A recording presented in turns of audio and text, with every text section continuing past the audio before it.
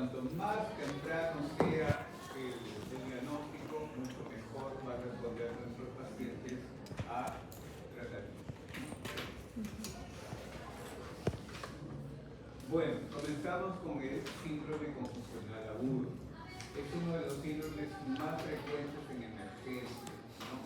El síndrome confusional agudo tiene una etiología muy variada. Puede presentarse como un fenómeno estructural propio del cerebro o como un proceso infeccioso, sea generalizado o local. O también puede ser por un problema traumático, puede ser un TEC, por lo menos, traumatismo encefalocraniano, ¿no? Como ven ahí, el síndrome confusional agudo es una urgencia, más que todo es una emergencia grave. ¿Por qué? Porque se caracteriza por una alteración brusca del estado de conciencia y de atención, ¿no? Su curso es fluctuante, en algunos puede ser agudo, otro puede ser subagudo, incluso otro puede ser crónico, ¿no? Existen factores desencadenantes y factores precipitantes o factores relevantes, ¿no? Y también pueden deberse a otras causas que nosotros podemos conocer como deshidratación o uso de fármacos que tenemos que ver en la análisis. Ahí ven, el síndrome confusional agudo tiene una etiología variada, ¿no? Como ya hemos recalcado, se produce más que todo por trastornos estructurales en su mayor porcentaje. ¿Qué significa eso? Trastornos estructurales significa propio del cerebro, ¿no? O en su mayor caso también procesos infecciosos o de diversas causas. Durante el trayecto de la vida de una persona se llega a un estado de vejez, ¿no?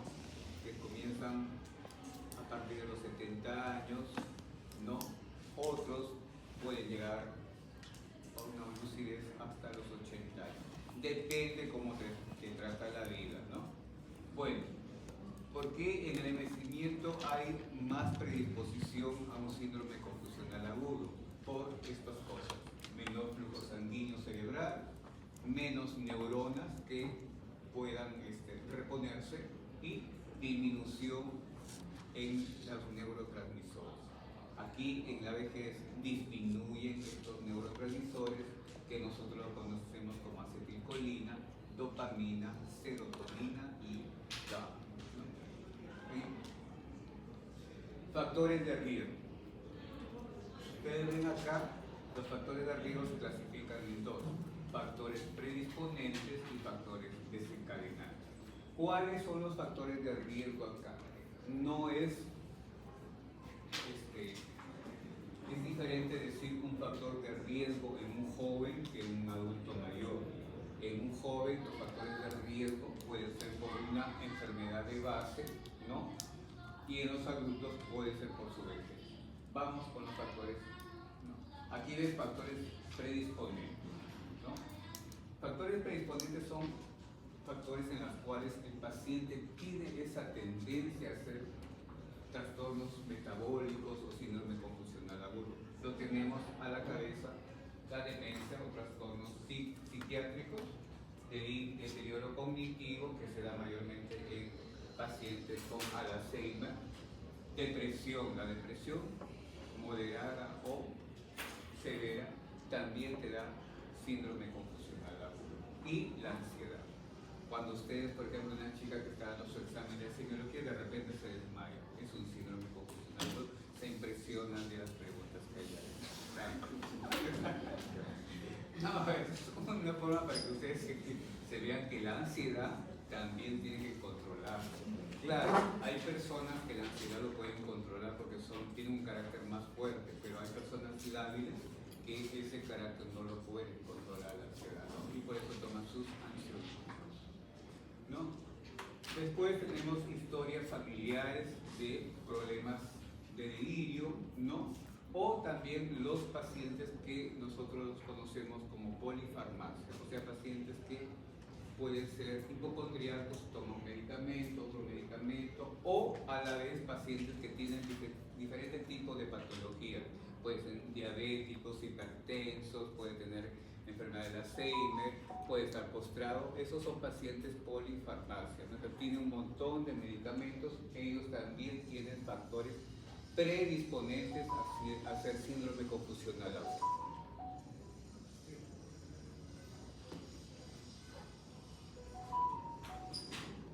Ahora, de acuerdo al estado funcional del paciente, factores que pueden predisponer a síndrome confusional agudo son la inmovilidad, pacientes postrados, pacientes con caídas repetitivas o enfermedad de base que ya le hemos explicado.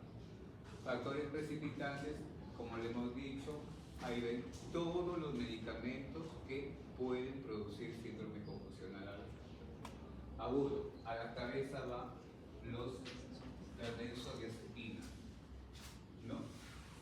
Y después los anticolinérgicos, los anticonvulsivantes, puede ser carbamazepina, analgésico AINES, que no está muy estudiado, ¿no?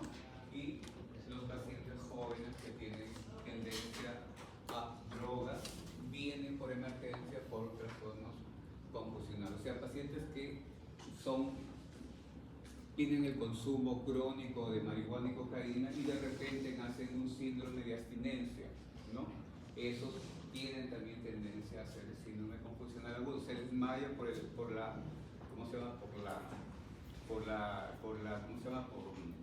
Por esa tendencia que quiere más, o quiere droga, entonces ellos hacen el síndrome confusional. Manifestaciones clínicas del síndrome confusional agudo. Uno es alteración de la conciencia y alteración de la atención. Después el comienzo es agudo, el curso puede ser fluctuante. Algunos casos ven alucinaciones, ¿no? Y se desmayan o pierden la conciencia, ¿no? El conocimiento no se pierde. Algunos términos dicen pérdida del conocimiento, no, ese es erróneo, ese es mal dirigido, no se pierde el conocimiento, se pierde la conciencia. Y hiperactividad o hipoactividad psicomotriz, ¿no? O mixto.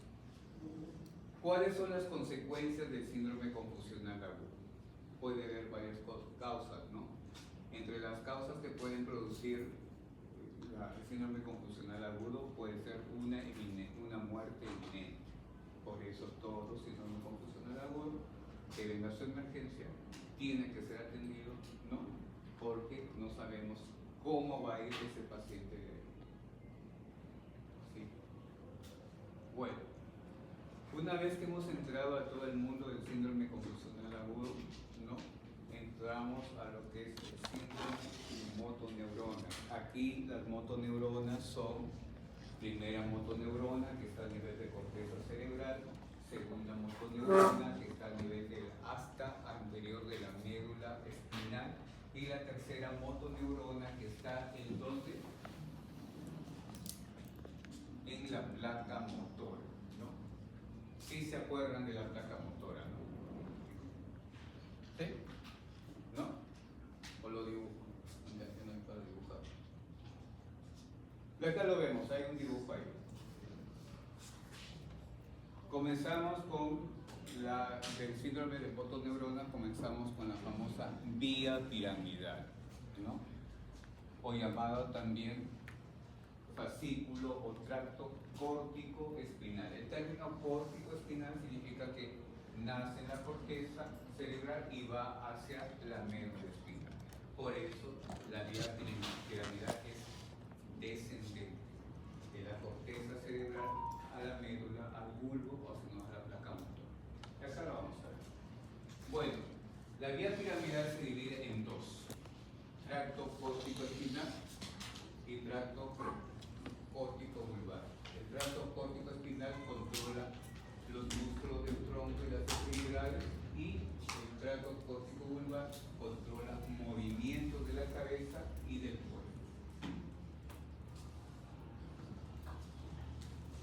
Bueno, acá hay un esquema, ¿no? Es un corte coronal del sistema nervioso central, ¿no?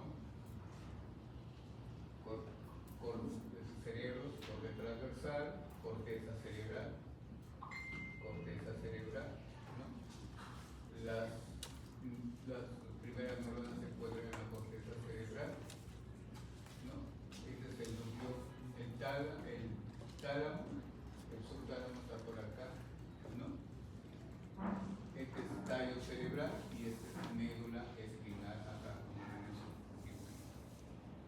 Entonces, el tracto ocórtico espinal, corteza, hacia médula espinal. ¿Cómo es el trayecto? Supongamos que tenemos una neurona, que la primera neurona que su axón viaja hasta el puente bulborraquídeo, ¿no? Y hay una zona que se llama cápsula interna. ¿Qué es cápsula interna? Es una estructura de sustancia blanca profunda en el cerebro que contiene haces de fibras nerviosas y motoras, tanto motoras como sensitivas, que separan el tálamo y el núcleo caudal o el putamen, como se dice, ¿no? Se divide anatómicamente en brazo anterior, rodilla y brazo posterior. ¿Qué es la cápsula interna? La cápsula interna es la primera excusación de este tracto córtico-espinal. Nace acá, llega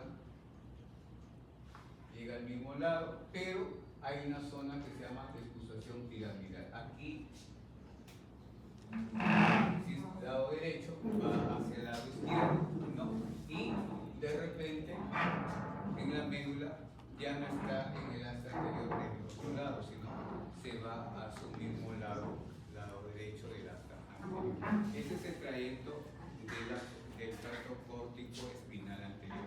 Nace en la primera neurona corteza cerebral, llega a la cápsula interna, sobre todo a la rodilla, viaja por el bulbo ¿no? Y a nivel entre la unión del bulbo raquídeo y la médula hay lo que se llama excusación piramidal, que es el cruce, ¿no?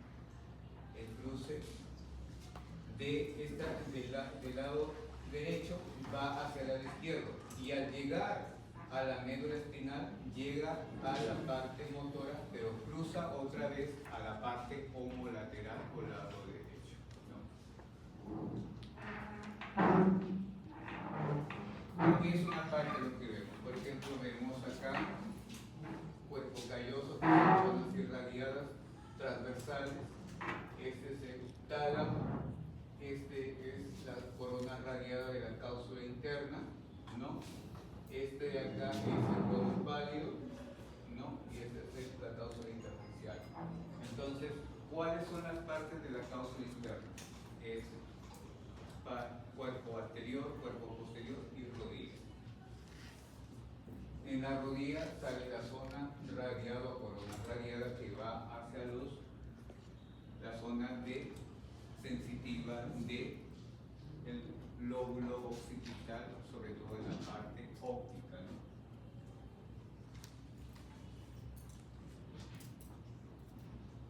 Me tomaba la molestia de decir, porque en este esquema ya hemos visto cápsula interna, ¿no?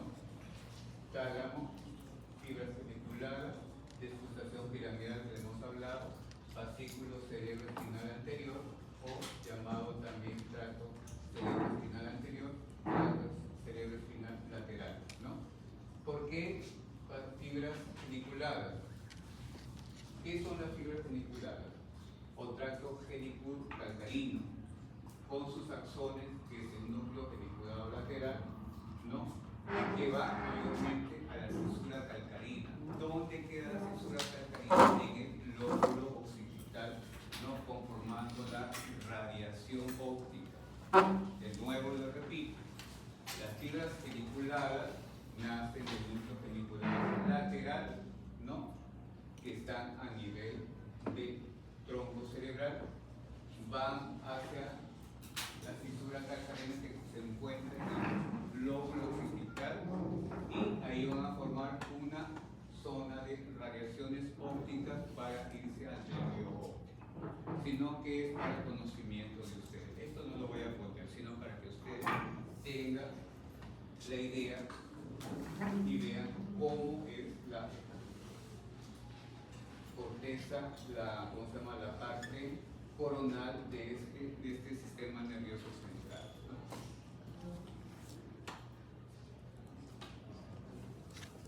Bueno, acá vemos el fascículo córtico espinal anterior que hemos hablado, o tracto córtico espinal ventral. Es una vía motora descendente. Todas las vías piramidales son descendentes, son motoras, ¿no? Es una vía descendente del sistema nervioso central. Su función principal es controlar el movimiento de la musculatura axial, que es el tronco, cuello y hombro, y algunos ajustes musculares. Pero su mejor función es los movimientos voluntarios de la musculatura axial, músculo del tronco, del cuello y los hombros. Su origen está en la primera neurona motora de la corteza cerebral. ¿En qué zona? En el giro precentral o áreas premotoras. ¿Dónde están las áreas premotoras? Están en las áreas 4 y 5 de Brom, ¿no? Escriban, no estén pensando en otras cositas.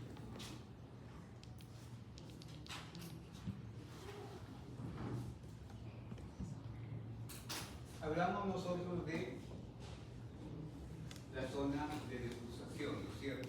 Que es una zona de entrecruce de un lado hacia otro.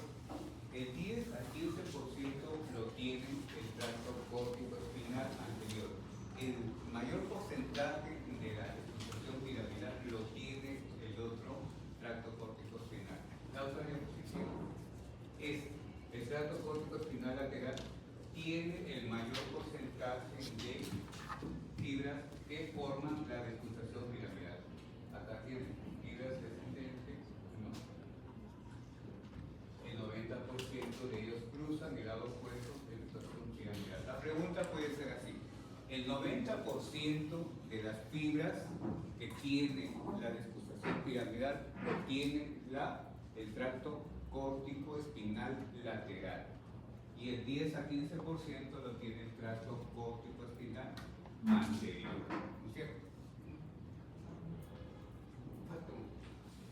¿Cuál es la función principal del tracto córtico espinal lateral? Vía motora descendente también del sistema nervioso, encargado de los movimientos voluntarios y precisos, especialmente de las extremidades o de los brazos. Son movimientos voluntarios precisos. ¿Qué significa eso? Son movimientos finos. ¿Cuáles son los movimientos finos? Agarrar el celular, ¿no? Hago una, ¿cómo se llama esto? Una alteración o función motora alternada, ¿no? Eso es. Ahí está el origen de la corteza motora, área 4 y 6 de Broca. Es el origen premotor o premotoral. Ya hemos visto. Muy bien. ¿Hasta acá alguna pregunta? ¿Hasta acá han entendido? Hay una retroalimentación. Síndrome de motoneurona superior. Primera motoneurona, que generalmente es la vía que conforma la vía piramidal, es una vía descendente, no de función motora, que se divide, la vía piramidal se divide en tracto córtico espinal anterior y tracto córtico espinal lateral. Cada uno tiene sus funciones según la diapositiva que hay, ¿no? Ahora, ¿qué signo te indica que esta vía piramidal está afectada? Nosotros lo conocemos bien, hemos estado en algunos casos en el hospital, ¿no? Es el llamado reflejo o signo de Babinski. El signo de Babinski es un signo patológico, no es un signo normal, no es un signo meningio, por si acaso, es un signo que te va a indicar solamente afectación de la primera motoneurona, que es la vía piramidal. Acá lo vamos a ver. ¿Qué nos indica el síndrome de la primera neurona? ¿No? Ustedes, este es un cuadro de retroalimentación, ¿no? Sus axones nacen de la célula tipo piramidal, ¿no? La neurona motoneurona de la corteza cerebral, ¿no? Y sobre todo en la prerrolándica, que nosotros la conocemos como área 4 cuádriceps de Roma, ¿no? Se extiende hasta los núcleos motores del tronco, hasta anterior de la médula, que nosotros ya sabemos que todo su fin llega hasta el asta anterior de la médula espinal, el mismo lado o homolateral.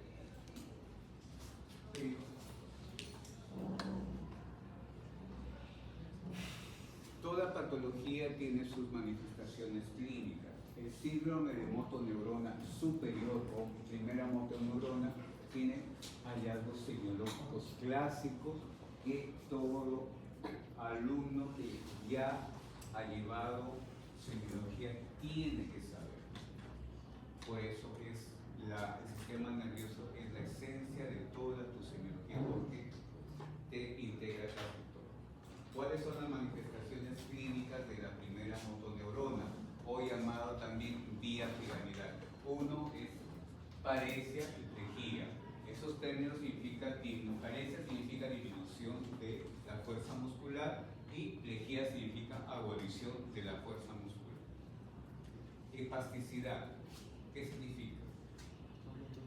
Hay aumento del tono muscular de tipo elástico, ¿no?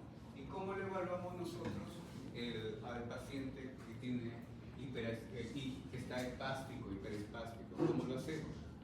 Simplemente a todo paciente que está, hacemos, el paciente está así, ¿no? En esta posición. Bueno, el médico que tiene experiencia, si lo ve así al paciente, ya sabe que está con una hiperestesividad, ¿no es cierto? Que el tono muscular está aumentando. Eso se llama hiperestesividad, ¿no es cierto? Entonces hacemos que extienda el miembro superior, pero nosotros nos encontramos o sentimos una fuerza que también está venciendo tu fuerza tuya, o sea, es resistencia, como se dice, ¿no? Hacemos esto, pero el paciente otra vez vuelve a su lado que lo hemos encontrado. Hacemos esto, encontramos resistencia, ¿no? Pero nosotros sacamos y él vuelve otra vez a su lado. Entonces, tiene esa elasticidad aumentada, ¿cierto? ¿Sí me han entendido así, no? ¿Qué es hiperreflexia?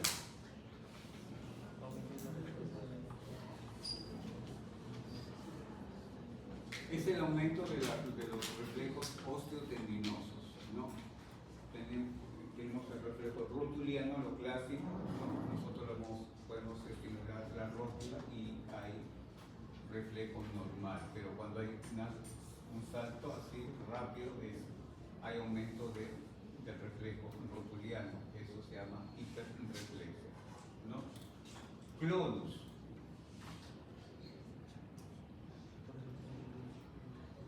Ahí lo dice, son contracciones rítmicas y voluntarias al mantener una extensión brusca o sostenida, especialmente en tobillo o rótula. Pero lo vamos a hacer más sencillo. Cuando nosotros al paciente le decimos que extienda el brazo, el miembro superior derecho, o puede ser izquierdo, y de repente hace este movimiento. Eso se llama clonus. Son movimientos involuntarios no rítmicos.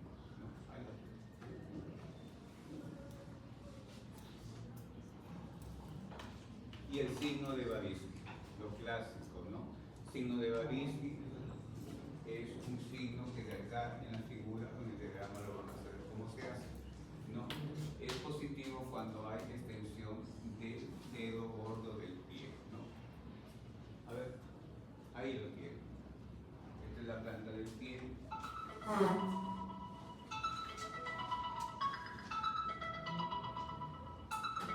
Dígame la función así.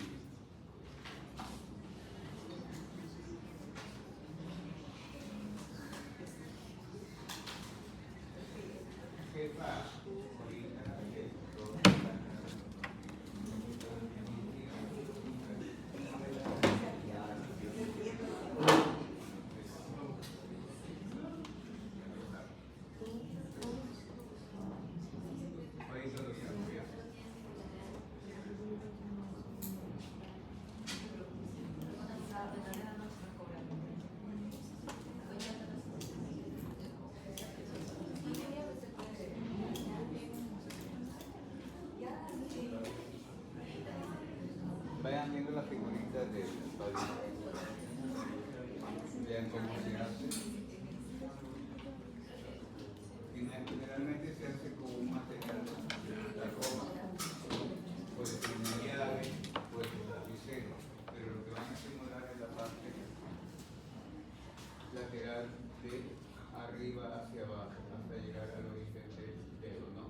Lo ideal es que es positivo cuando hay flexión del dedo gordo y separación de los demás dedos en forma de abanico. Ahí es positivo.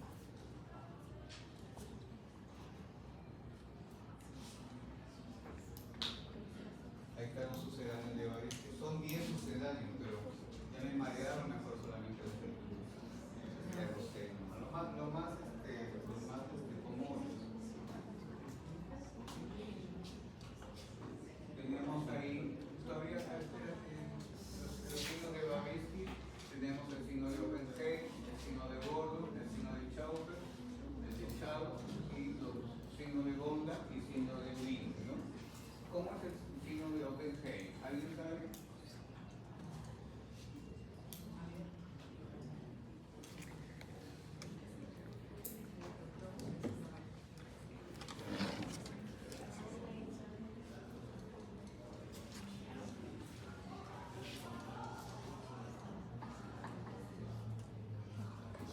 El signo de Oppenheim viene a ser la estimulación de toda la parte anterior de la pantorrilla del miembro inferior, ¿no es cierto?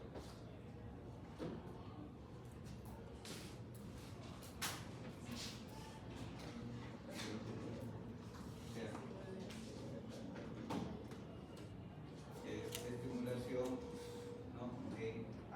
de arriba hacia abajo de toda la parte anterior del miembro inferior, y lo que hace es lo mismo, flexión del dedo gordo y extensión de los demás dedos. El signo de gordo es la estimulación de los gastronemios, ¿no?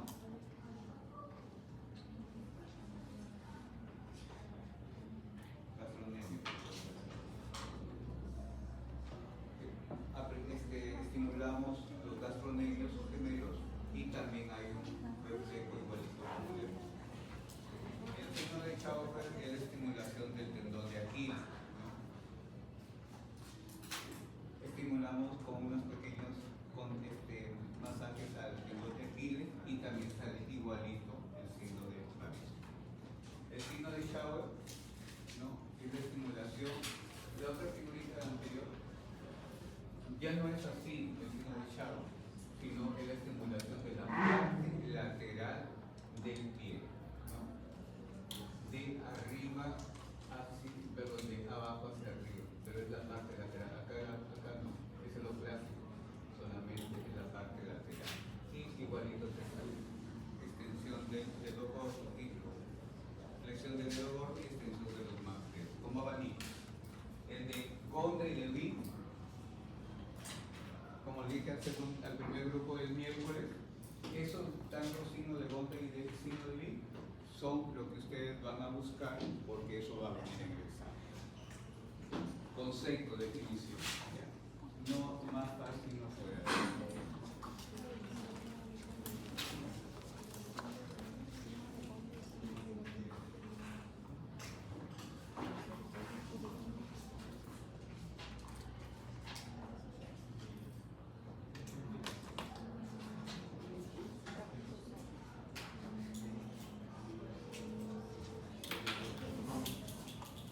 Es la parte de evaluar la afectación de la vía piramidal, de la primera motoneurona, ¿no?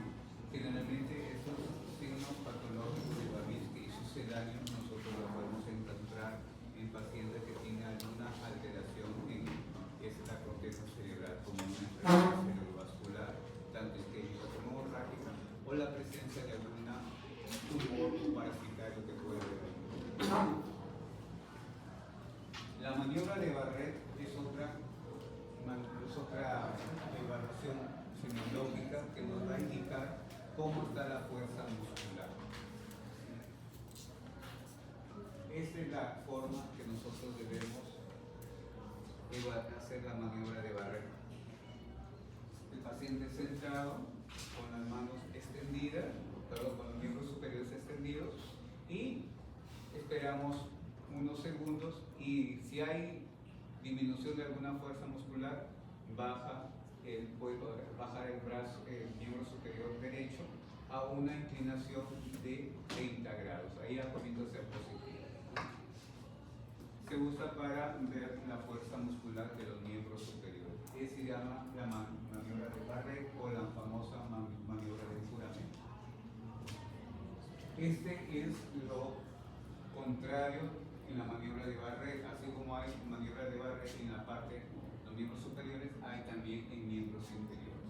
Como ustedes lo ven en la figura, el paciente está en boca abajo, para que me entiendan, está boca abajo, pero los miembros inferiores se les pone a un ángulo de 90 grados según la cama, y el paciente va, se disminuye de algún miembro, suelta, y puede ser positivo a partir de 30 grados.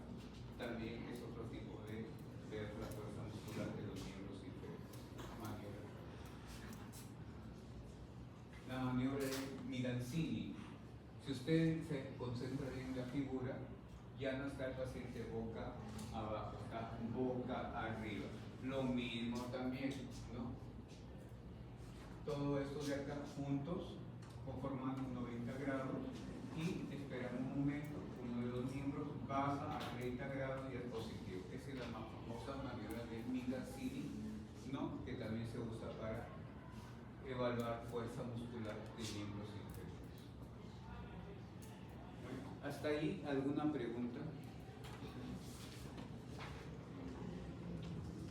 Bueno, esa es la forma de poder evaluar, ¿no?, la fuerza muscular de los miembros superiores e inferiores, la presencia de algún reflejo, sobre todo el reflejo de Weisskin, que nos va a decir si está afectada la vía piramidal o vía córtico-espinal, tanto anterior como lateral. Bueno, ahora nos vamos a otro síndrome que también es muy importante, es el síndrome retículo medular, ¿no? La médula espinal es un centro de comunicación crítica que vincula el cuerpo y el cerebro, facilita los movimientos, transmite información tanto sensorial y regula ciertas funciones cognitivas. Su lesión depende si sea parcial o completa, ¿no es cierto? Entonces, en ese caso se divide, si es completa se llama síndrome medular completo, si es incompleto se llama síndrome medular incompleto. ¿Qué quiere decir así? Nos vamos a la segunda lección. Acá ver, síndrome medular es incompleto. Tenemos el síndrome medular central, el síndrome de Brown-Séquard, el síndrome medular anterior, el síndrome medular posterior y el síndrome de cono medular.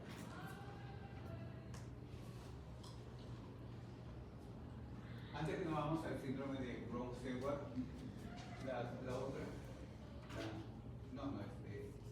avanza acá.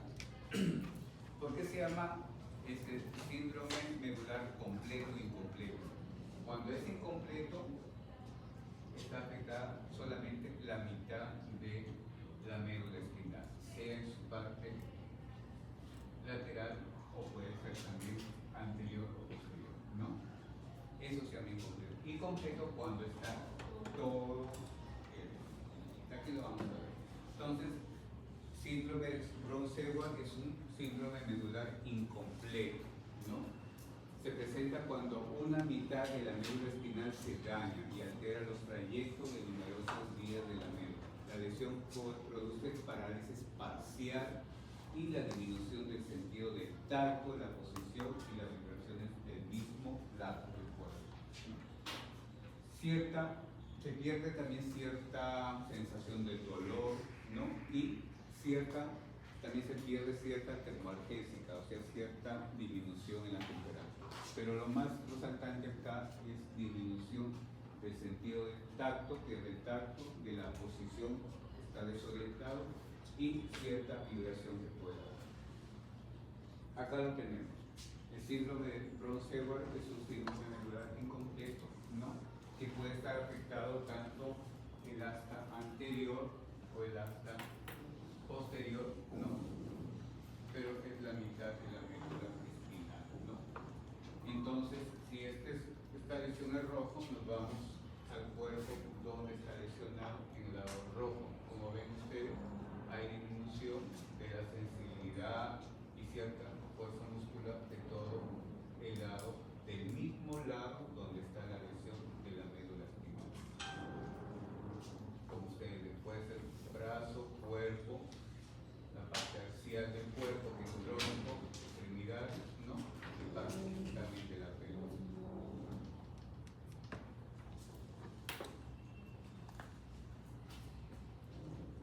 Hay un síndrome medular anterior que hemos visto anteriormente, es una lesión medular incompleta también, ¿no? Generalmente el daño son 2/3 anteriores de la médula espinal repartido con involucrada cierta parte de la parte posterior de la médula, ¿no? En este caso se caracteriza por hay pérdida de la función motora, pérdida de la sensibilidad, ¿no? Sobre todo sensibilidad para el dolor, para regularizar la temperatura, ¿no?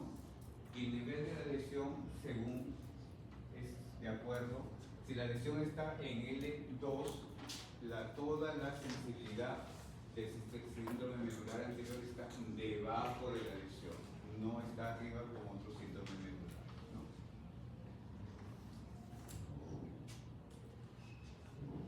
Bueno, el síndrome medular anterior se caracteriza por debilidad motora, pérdida de la sensación del dolor, pérdida de la sensación de temperatura, ¿no?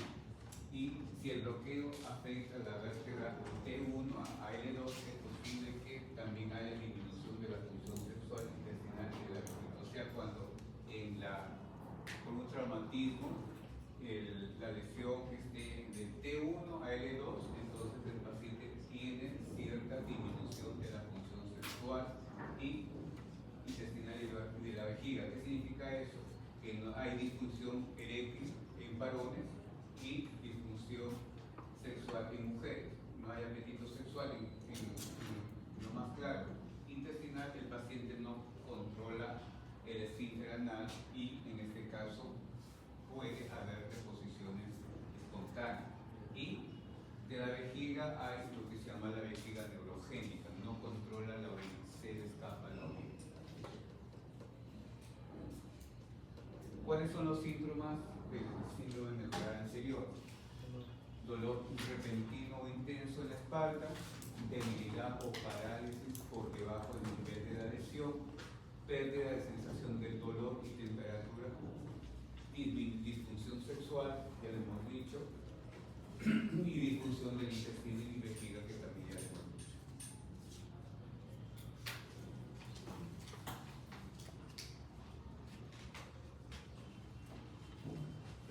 Entonces, el síndrome medular posterior generalmente es menos frecuente de los síndromes medulares. Se presenta cuando se daña la columna posterior de la médula espinal, ¿no es cierto?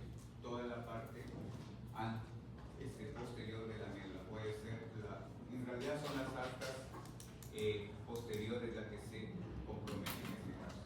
Causa compresión externa de la médula debido a un tumor que puede haber ahí a nivel de esa zona de la médula espinal, como también puede ser una hernia discal, enfermedades degenerativas, ¿no? Debido a la obstrucción o que después será una desminimización de esa zona. Una esclerosis múltiple también puede dar un síndrome medular posterior, ¿no? Deficiencia de vitamina B12 también puede dar síndrome medular posterior. Está subrayado para que ustedes lo aprendan, ¿ya? ¿Cuáles son los síntomas del síndrome medular posterior?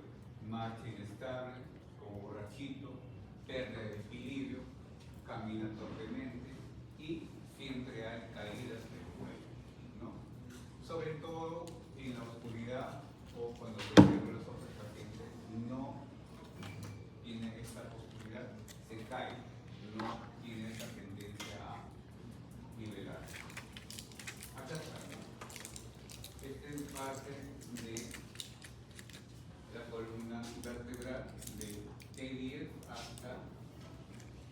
S5, ¿no?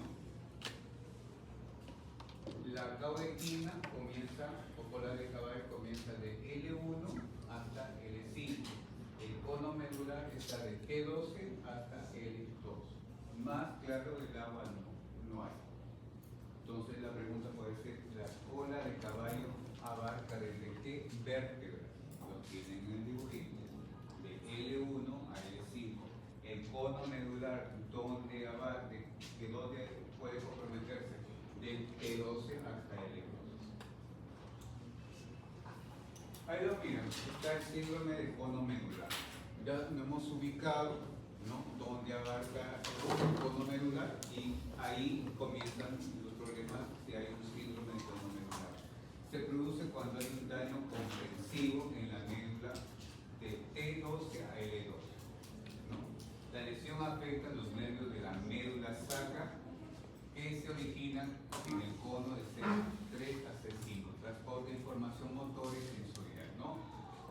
Como hemos dicho, no hay un buen control del intestino de la vejiga, ¿no? Las extremidades inferiores de región, los glúteos del ingle también tienen cierta zona de disminución de la fuerza muscular y disminución de la sensibilidad. Síntomas del cono medular: dolor de espalda intenso, adormecimiento o pérdida de sensación en los glúteos, la ingle, la parte posterior de los muslos, conocido como anestesia montura. Este término, anestesia montura, significa una pérdida de sensibilidad en toda la pelvis, ¿no? Por eso se llama montura, porque es toda esto. Los únicos que tienen esa semiología de anestesia en montura es el cono medular y la otra, ¿cuál es? La que sigue.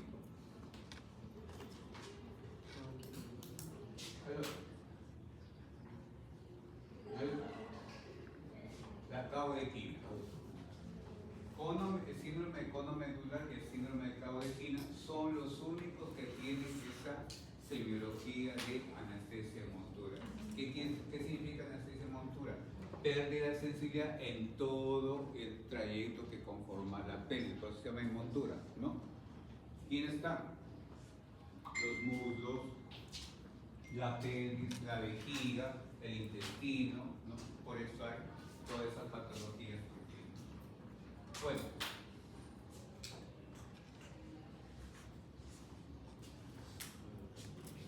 como ustedes ven, tanto estos síndromes de medulares o síndrome de cono medular o de cola de caballo, la mayor parte de etiología, si ustedes se ven, analizan esto, es por traumatismo o por alguna comprensión tanto de una hernia o como de un tumor en zonas de acuerdo a lo que está de L1 hasta S5.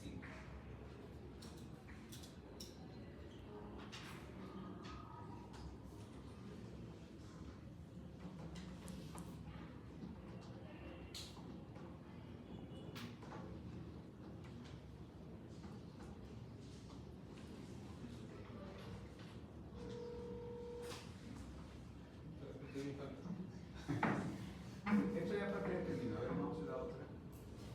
Ya está. Ahí. Bueno, el síndrome transversal complejo ya es una, como se dice, una lesión, ¿no?, en toda la parte de la médula, ya no es parcial sino completo, ¿no? Entonces, al decir eso ya quiere decir que hay afectación motora y afectación sensitiva en toda su totalidad, ¿no es cierto? Síndrome transversal complejo, lesión daña la mayor parte de un segmento completo de la médula espinal a cualquier nivel. Esta lesión infrecuente puede tener un origen de causante traumático en su mayor porcentaje o no traumático a nivel de lo que es un tumor o hernia discal, que lo tiene el síndrome transversal complejo. ¿El resultado qué es? Pérdida de todas las funciones motoras y pérdida de todas las funciones sensitivo-sensoriales. O sea, el paciente solamente puede hablar, pero no puede moverse para nada. Muy bien.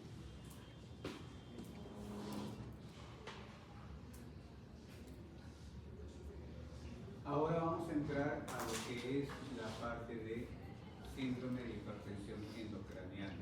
Para esto tenemos que hacer un recordatorio de los órganos que conforman la parte supratentorial e infratentorial, ¿no? La parte supratentorial lo conforma el cerebro o el cerebelo, y la infratentorial lo conforma protuberancia, borraquillo y médula espinal. Ahora, ¿qué son las meninges? Las meninges son, ¿qué son? ¿Qué?